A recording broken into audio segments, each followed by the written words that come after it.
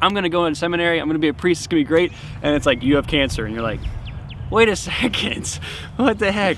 I remember thinking in prayer, now hold on, Lord, nobody wants to be a priest right now.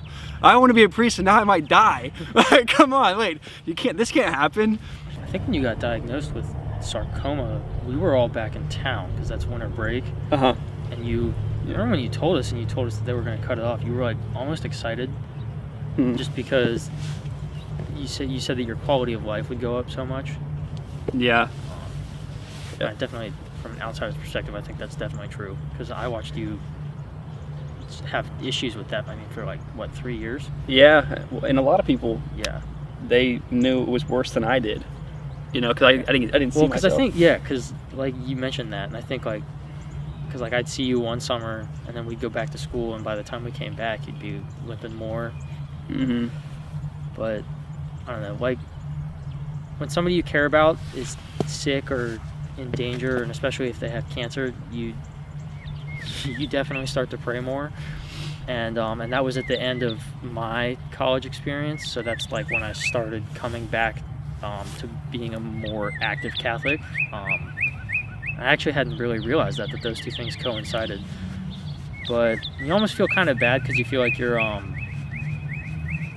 like you should have been praying the whole time, but you weren't, and then now that you need it, you are. But I know I had that specific dilemma, but I was able to kind of put that aside because I'm not praying for myself, I was praying for my friend and for his family and for everyone that cares about him. And it gives you, I can't imagine what it's like for you being the person who dealt with it directly, but like just being on the outside of that, it gives me a greater appreciation for a lot of things. And one of those is definitely our friendship. I was waiting for like a cardiac MRI. I had something on my heart they needed to look at, and I was like sitting next to people in the hall. They kind of line the beds with people waiting for tests. And I remember sitting there. I'm like, I'm 22. I'm looking around.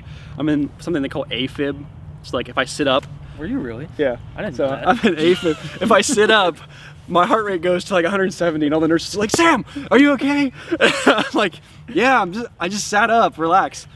But you know, so I'm sitting there and I'm having a really tough time, and the only thing I had in my hand was like a rosary, and I'm sitting next to people, and great people, but they were all like 95.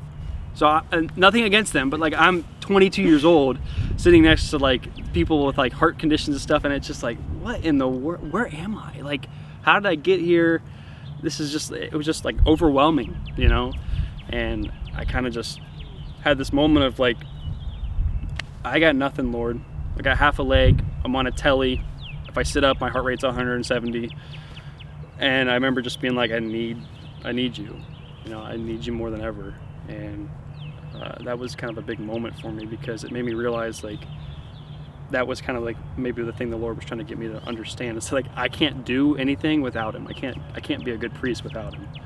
So long story short, kind of connecting it back to what I was saying, is that when I come to seminary, it's the same thing. You know, and when I think about my priesthood in the future, it's the same thing. It's just like I have to rely completely on the Lord.